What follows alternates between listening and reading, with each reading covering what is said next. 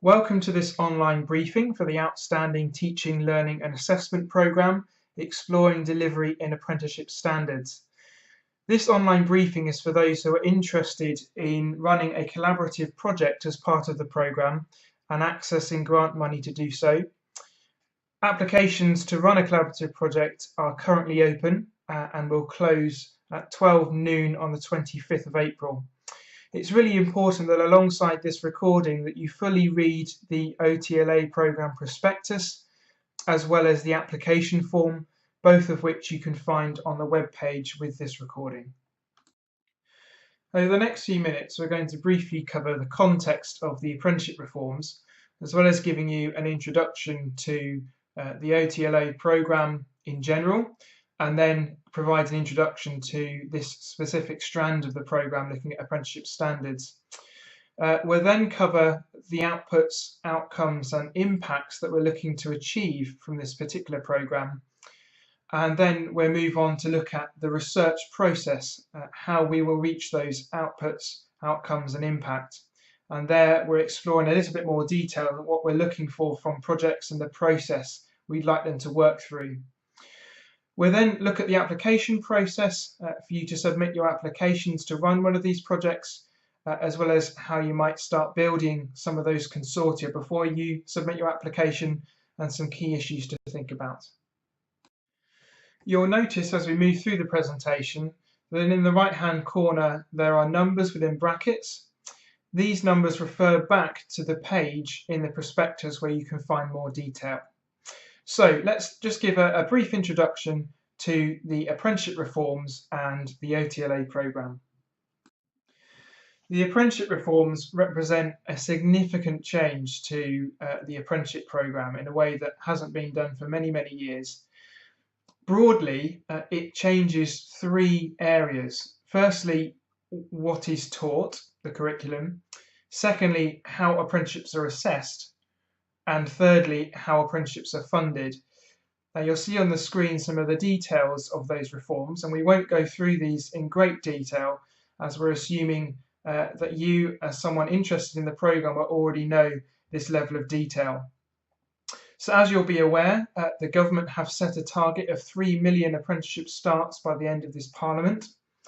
And really that the fundamental change, the fundamental relationship change certainly in the apprenticeship reforms is this employer relationship. Employers are now very much at the heart of really all aspects of apprenticeships. Employer groups for several years now have been designing what they're calling new apprenticeship standards and assessment plans. These are replacing what were quite detailed frameworks with more concise, occupationally focused standards designed by these employer groups in different industries. And quite a number of those have now been published, over 200. Alongside this, which the assessment plan really details, is endpoint assessment. So apprentices are trained on programme by the training provider, but in terms of that assessment to say whether they are competent and for them to achieve their apprenticeship, that whole endpoint assessment is conducted by someone completely independent of the training. The new aspect of that as well is this concept of grading. So there are new endpoint assessment organisations with endpoint assessors who are conducting that role. So there's now a significant split between the on-programme training and the endpoint assessment. Alongside this, the funding system has changed. The government introduced a new apprenticeship levy on larger employers. Those who have a payroll of over 3 million are now paying a 0.5% levy, and they can recoup some of those costs by employing apprentices, and the government are hoping that that will help to drive this increase in apprenticeship starts.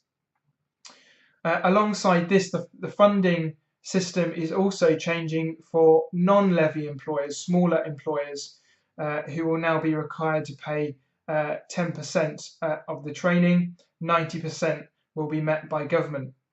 And part of that has included new systems such as the apprenticeship service, which is a new digital portal for employers to use to be able to access and manage their levy funding. New organisations have sprung up too, and perhaps the most significant one being the Institute for Apprenticeships, who are the new independent employer-led body to oversee the quality of these new apprenticeship standards and endpoint assessment and the governance in general. What does this mean for the apprentice themselves? Well, you'll see on the screen a diagram which shows the new apprenticeship journey. At the top, you'll see the current, or what was the old apprenticeship journey on frameworks, where the apprentice had their initial assessment to see whether they were suitable for the apprenticeship program they wanted to go on to. They would then have the on-program training conducted by the training provider, as well as the assessment, which was also conducted in many cases by the training provider. And then once they had successfully completed the apprenticeship, they would receive their certificate and they would be occupationally competent. Now you'll see there are several new stages in that apprenticeship journey. At the beginning, we see the importance of having the design and contracting process with the employer at the beginning. Then the apprentice, as part of that, moves into this initial assessment, similar to frameworks there, to make sure they are suitable for the apprenticeship program they want to go on. But we also notice that the employer has far more involvement really in the design of the apprenticeship. Now, standards are more concise. It, in many cases, gives more flexibility for the employer to help design that training and the training plan for that apprentice. They then move on to the on-program training conducted by the training provider, helping them to move and develop their knowledge, skills and behaviours as set out in the new standard. And as part of that, there is this new 20% off the job training requirement. What they will need to do then is to meet all gateway requirements. So we have this new stage called the gateway, where any mandated qualifications or their English and maths and any other aspects of their on-program training need to be complete to move through that gateway. And the employer then needs to be satisfied that they're happy for their apprentice to move through to the endpoint assessment and are at their right level of competence to do so. At that point, the apprentice then moves over to the endpoint assessment organisation, who will conduct the endpoint assessment, and if successful, the apprentice will then move through and receive their certificate and will be occupationally competent. What do the apprenticeship reforms mean at a system level? Well, on this slide, you'll see the various organisations involved, as well as different aspects of the system.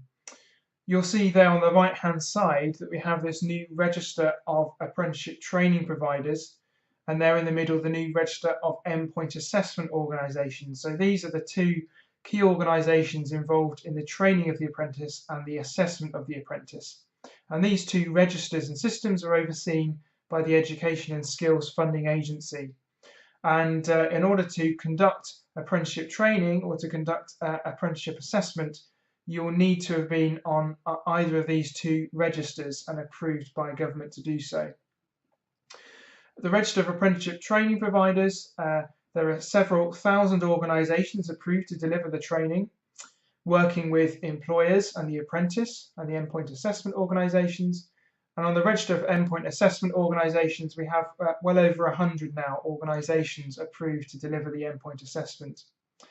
In terms of who oversees the quality of these various systems, we have this new organisation called the Institute for Apprenticeships. They oversee the quality of new standards and assessment plans that are approved to be delivered. Ofsted oversee the quality of training, so really those on the Register of Apprenticeship Training Providers. And we have new quality assurance organisations being set up to oversee the quality of endpoint assessment. Sometimes they're employer groups, sometimes they're Ofqual or other bodies, indeed the Institute for Apprenticeships being one of those as well. You'll see down there on the left-hand side, we have these new apprenticeship standards and assessment plans that really underpins what is being taught as part of the training program and what is to be assessed. And then we have the different players there at the bottom of the screen. We have the employer, the apprentice, the trainer and the endpoint assessor. And really, the employer is at the heart of this. They're driving these new apprenticeship standards and assessment plans, but also have far more input into the training and at what point the apprentice is put through to the endpoint assessment. The trainer obviously has an important role in making sure the apprentice develops their knowledge, skills and behaviours as outlined in the standard, and are trained up to the required level of competence, supported by the employer, ready for the endpoint assessment, which then takes place at the end by the independent endpoint assessor. The OTLA programme includes a number of initiatives commissioned and funded by the Education and Training Foundation to improve the quality of teaching, learning and assessment in the FE and training sector. It also supports increased professionalism for practitioners that are operating in the sector. The OTLA programme is now in its fourth phase and really includes 4 strands of work, the 4 listed there at the bottom of the screen. The first of which is collaborative projects. Now these are groups of practitioners which are brought together to look at a specific area of work or particular area of their practice and to explore that over a set period of time that leads to clear outputs that can be shared with the wider sector and provide space to measure the impact and outcomes of that particular project. There's also professional exchanges. These are ongoing in particular regions where practitioners are brought together to again look at particular areas of their practice and improve their practice. There's also training and support, and this is really looking at focused CPD for practitioners operating in the sector. And then lastly, there are practitioner research programs. And these are programs allowing individuals to go away and research particular areas of their own practice, which can be shared with the wider sector too. This particular strand, looking at apprenticeship standards, is focused on that first model there, collaborative projects. So what are the aims and objectives of this particular programme? Well, the delivery of apprenticeship standards is very new, so really this is the first opportunity we've had to start capturing some of that emerging practice and to really for the first time look at what we mean by outstanding when it comes to teaching, learning and assessment in the context of these new apprenticeship standards. So this particular programme will commission 10 practitioner-led collaborative projects to explore effective approaches to teaching, learning and assessment in the context of these apprenticeship standards. We're also keen to look at effective approaches to the development of staff, to those practitioners who are overseeing that teaching, learning and assessment. And really to look at more broadly the delivery of apprenticeships going forward and what that looks like in the months and years ahead. Each of the collaborative projects will be commissioned under 4 themes. So when you submit your application to run a project, it's really important that your project focus maps to one of these 4 themes. The first theme you'll see there is collaborative approaches to teaching, training, learning and assessment between providers and employers. This comes back to what we mentioned earlier about the importance of the role of the employer for apprenticeships going forward.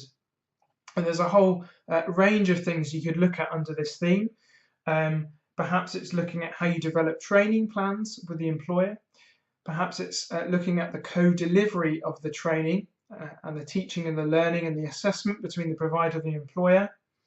It may be looking at how you set up off-the-job training and off-the-job assignments and projects with the employer.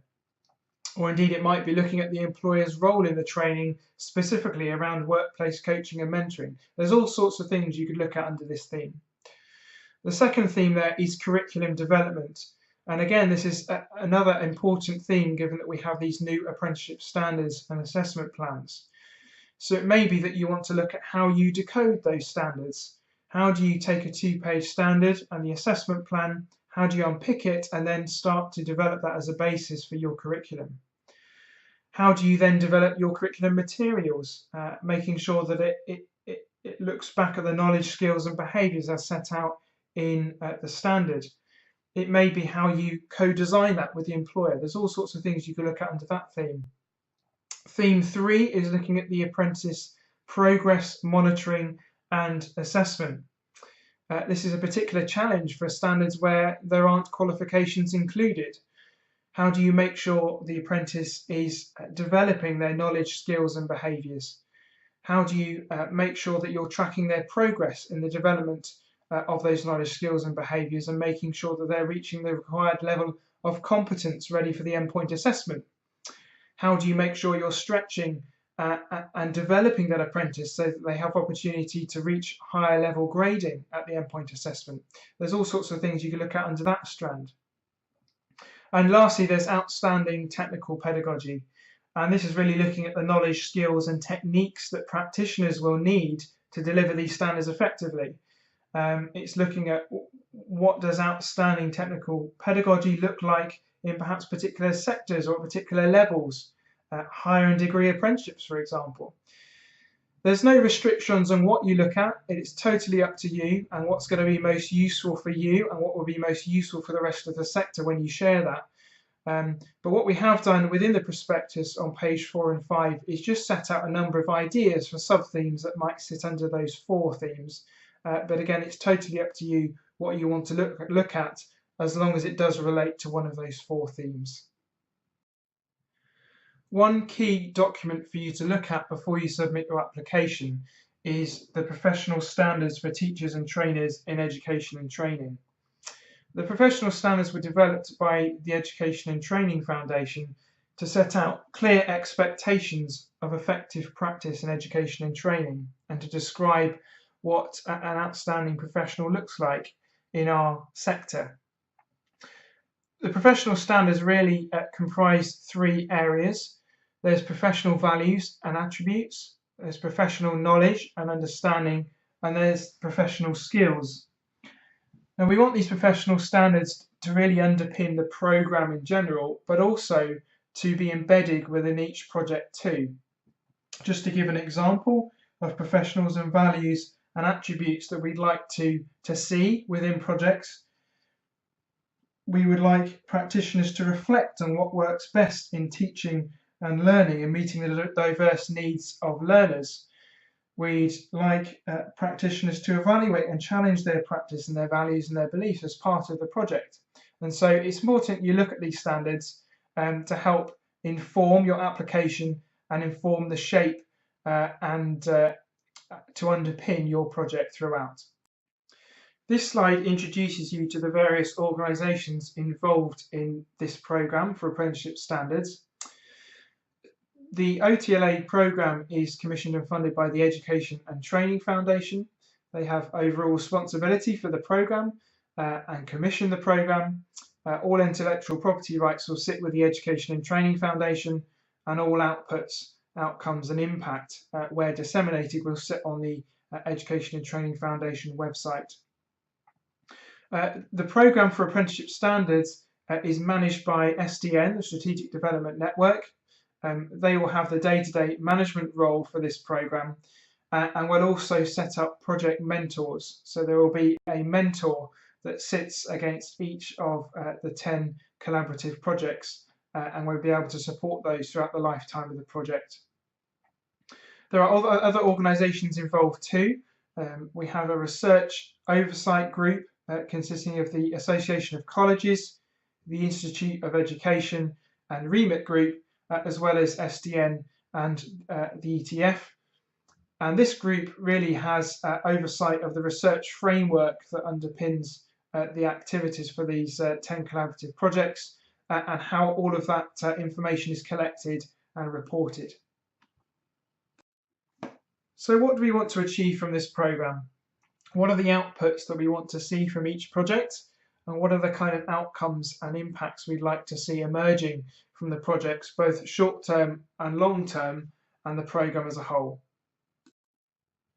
In terms of the programme overall, we will be commissioning 10 collaborative projects. Each of those projects will have at least 10 individuals involved, 10 practitioners. So in total, we're looking for 100 or more direct project participants. And we also recognise that each of those participants will probably work with other colleagues within their organisations too. So that number is likely to increase. Each group will produce a set of outputs. That may be in a different form or formats depending on what the group decide, but there will be a set of outputs for each group which can then be shared with the sector.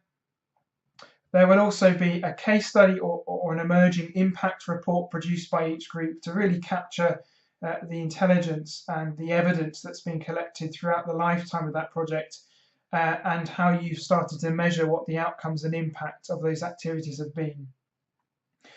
Each of those 10 sets of outputs and 10 case study or impact reports will be brought together. So the intelligence and the research will be brought together into an overarching research report that will be published for the wider sector to access. And those practical outputs from each project will be brought together into a practitioner toolkit, which will contain all of those resources and case studies in one place and easy to find for other practitioners in the sector to access. And we're helped to push that out into the wider sector through 5 pairs of practice sharing webinars. And our aim for those is to reach at least 500 practitioners through those webinars, and ultimately for there to be at least 5,000 downloads of that practitioner toolkit. So we want it to become well embedded in the sector. Well, let's look at in a bit more detail the kind of outputs that we'd like from each project. On this slide, we're going to look at the practical outputs. And the key point here is that whatever outputs you produce, and indeed the focus of your project, needs to be of benefit for the wider sector. Now, of course, you're going to want to look at an area of practice that's particularly pertinent to you and your context, but whatever outputs you produce needs to be helpful for other practitioners throughout the sector who are operating in other contexts. Now, in terms of the kind of outputs that you produce, it's really up to you. There's a lot of flexibility here. It may be that you want to produce tools or templates or case studies or checklists or procedures or some kind of documentation or guidance. There's a whole number of things you could produce as a practical output from your project. And again, it can be in a number of formats and media, whether that's print or audio or video or apps. We'd encourage you to be creative and innovative in this area too. And we will be looking at this as part of the application process. We want to really pick out projects that are going to produce really useful and practical materials and resources for the wider sector.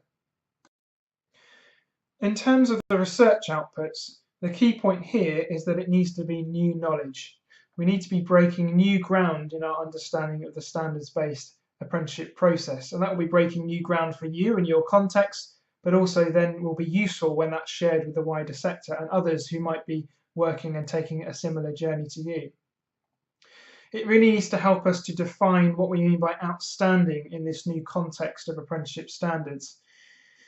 The great thing about this programme, about these projects, is it gives you a safe space to trial new methods and approaches and helps you to gather some of that evidence and some of that intelligence as you do so to be shared with the wider sector, and will help us to really define what outstanding methods and practices look like in the context of apprenticeship standards, and indeed new practices and methods in teaching, learning and assessment that are really good and work well and effectively in the context of apprenticeship standards provision. How will we capture that new knowledge and that intelligence? Well, really through 3 ways. There will be concise monthly monitoring reports so we can find out how you're getting on in the delivery of your project from beginning to end. We'll have 2 short formative evaluation reports to help start to gather some of that evidence. And then there will be a final summative evaluation report at the end, which may be in the form of a kind of an in-depth case study or an emerging impact report to really pick up on all of that evidence and the intelligence that you've gathered throughout your project. As part of the research outputs, it's really important that we measure the outcomes and the impact of all project activities, and you will have an important role to play in doing this.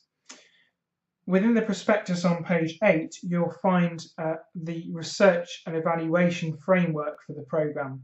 It's important you take a look at this as you develop your application for a project, because we will want you to outline what you expect the outcomes and the impact to be of your project and your project activities during the lifetime of the project and longer term.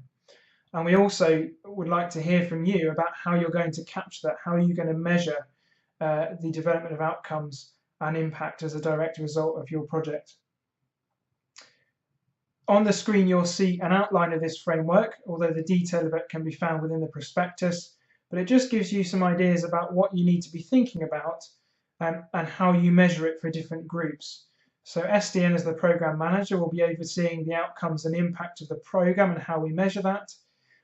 But you as a project will need to measure what outcomes and impact your project activities have had for the participants involved in your project, the 10 practitioners, what impact and outcomes it has had for any other participants within the project, so perhaps colleagues you've been working for and the organisations you work with, but also what impact it's had on the apprentices you've been working with and the employers you've been working with.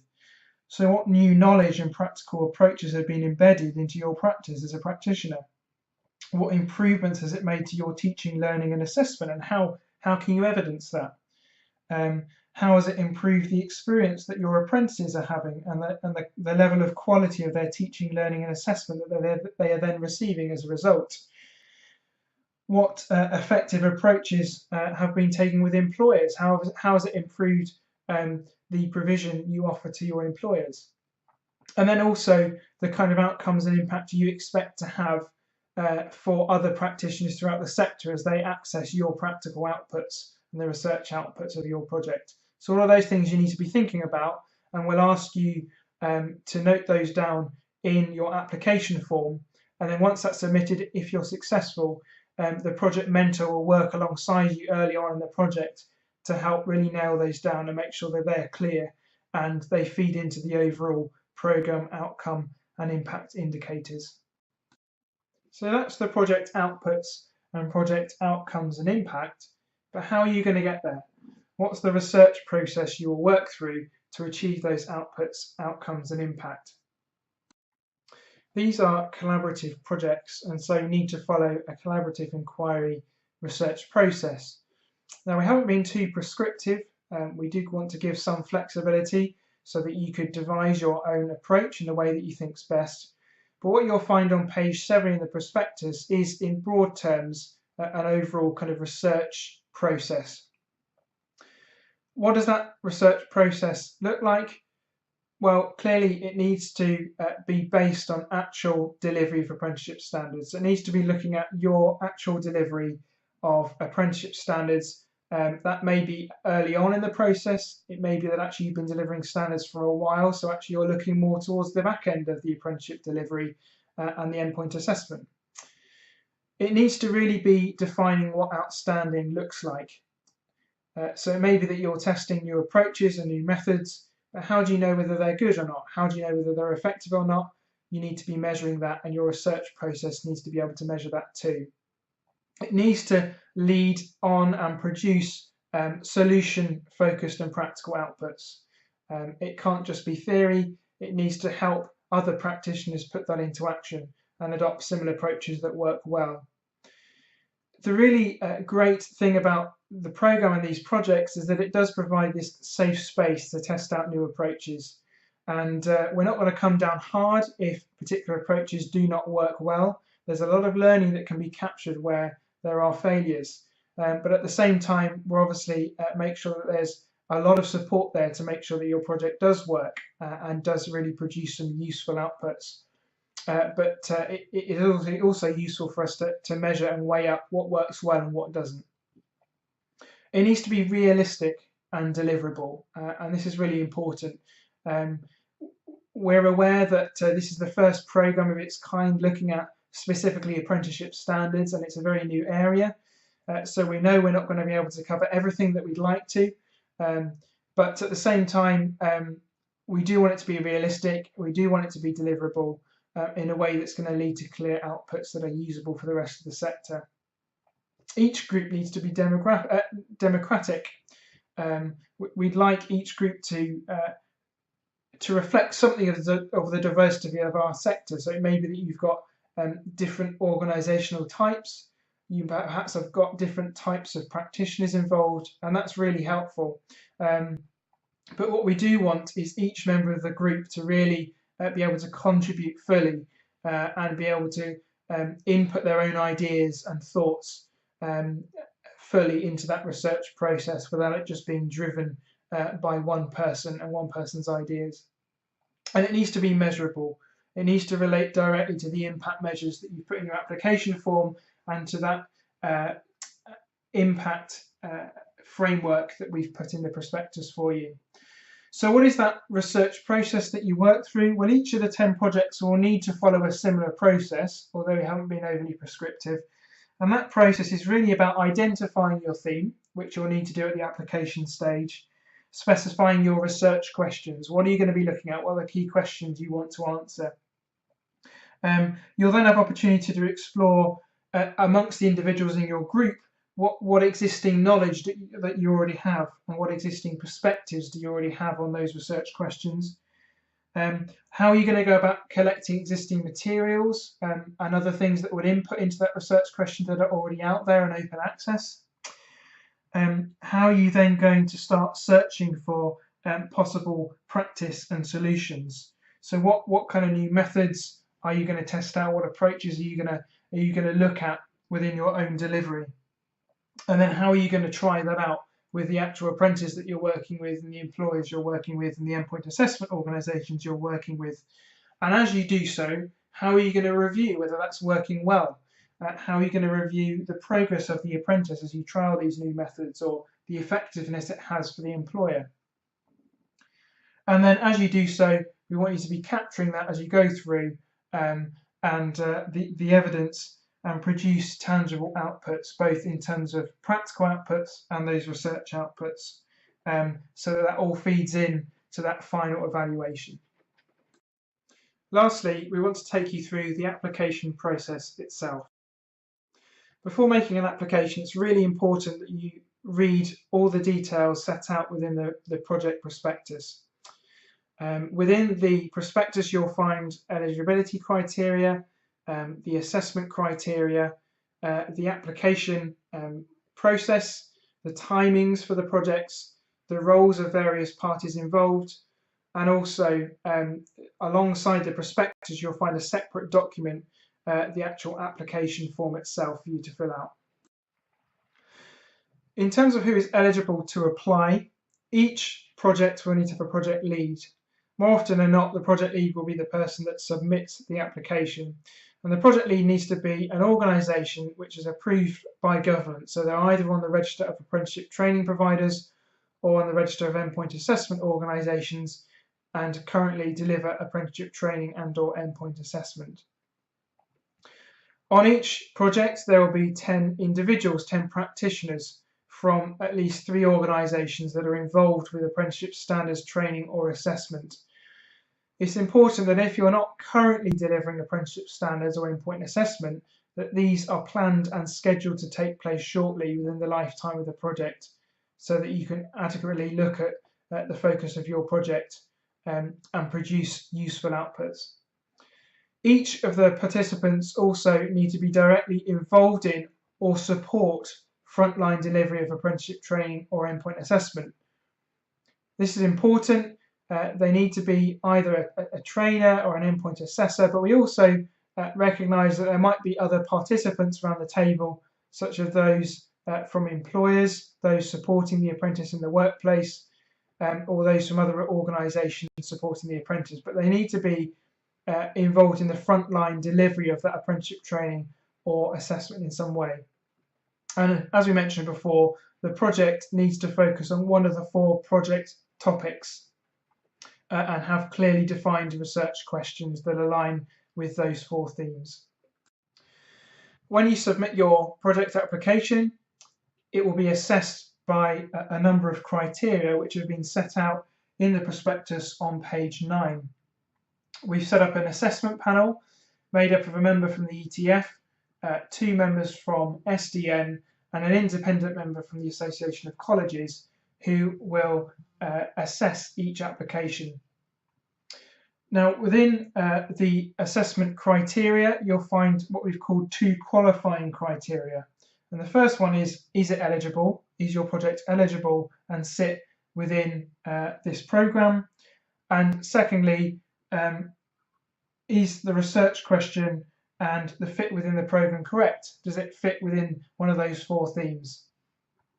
Now, you'll notice on this slide, you've got some numbers with brackets, and that relates to the question, the particular question in the application form itself.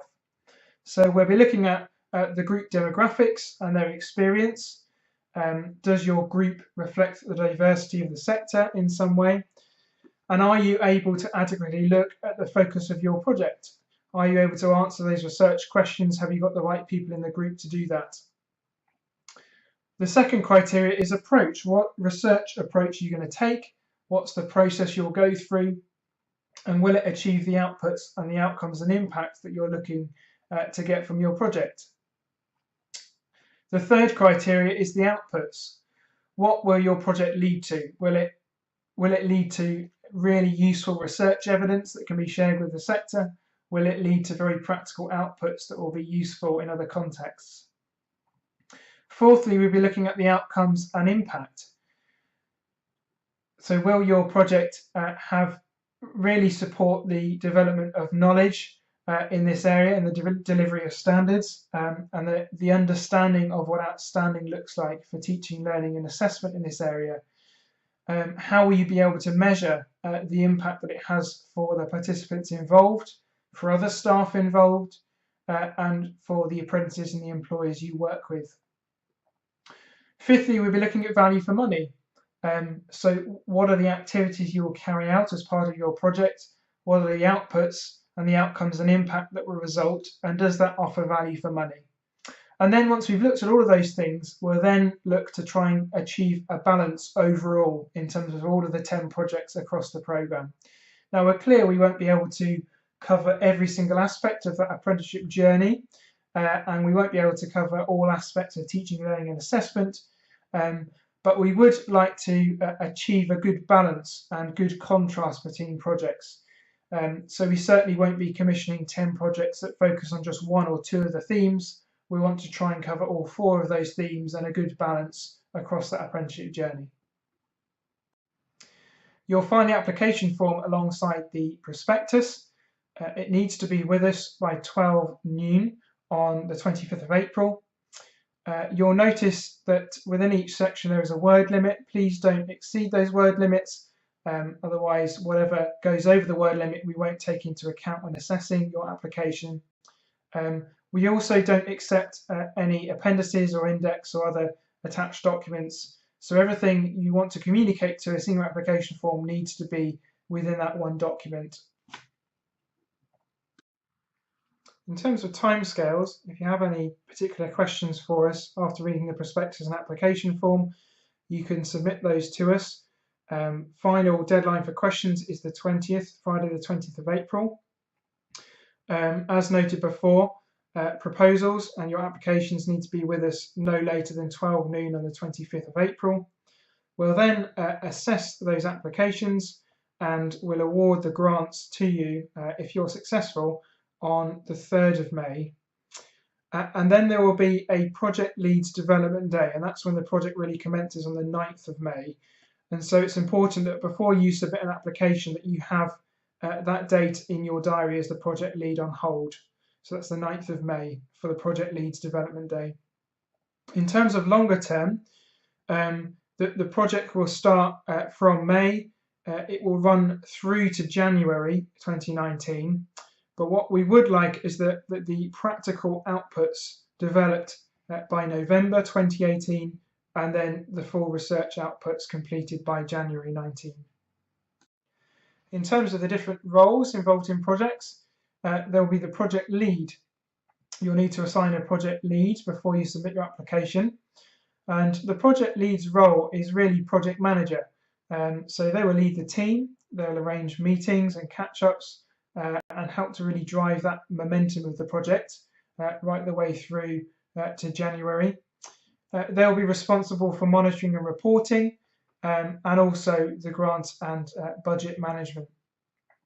There'll then be at least 9 other participants on the project, and they are there really to, as researchers, to research their own practice, to reflect on that, to feedback on the outcomes and the impact of that. So they will really be helping to feed in and helping to produce the practical and the research outputs too. And then there will be an SDN project mentor assigned to each project. And they are an expert in apprenticeships. They've been heavily involved in supporting the sector to deliver apprenticeship standards and endpoint assessment, and so have expertise there that you can draw on. What they are not is a member of the project, so they won't be involved in the actual delivery or administration of the project in any way. They're there really to advise and guide you both on the research process, helping you to define and how you might measure your outcomes and impact. They help you with project setup, how you schedule the meetings, the way that you monitor progress, and also they're there when you have questions about the apprenticeship reforms. Finally, we thought it would be helpful just to highlight a number of lessons learned from previous OTLA programmes and something for you to consider before you submit an application and to chat through with your teams and particularly senior managers. It's really important that the project maintains its momentum throughout the lifetime of the project. What can sometimes happen is there can be a lot of enthusiasm up front, there can be some progress up front, but then the day job kicks in, there can be pressures on your time and those other practitioners involved, and sometimes the progress of the project can then really slow down. But what we want is to work with the project lead to help you maintain that momentum so that good progress is being made all the way through the lifetime of the project. The other thing to consider is this issue of competition versus collaboration. As a sector, we're very good at collaborating and sharing practice. It's become quite embedded within what we do and in our nature, but perhaps more increasingly, given that there's been so much change with the apprenticeship reforms and the new standards, that there are some commercial sensitivities around that and some competition. And so it's something for you to be mindful of. You need to make sure that you're comfortable in collaborating in this way and willing to really be able to share your practice and input into the outputs and the production of those at the end in a way that's not going to undermine your competition or the commercial sensitivities that might sit behind that. You also need to make sure that you have senior management buy-in.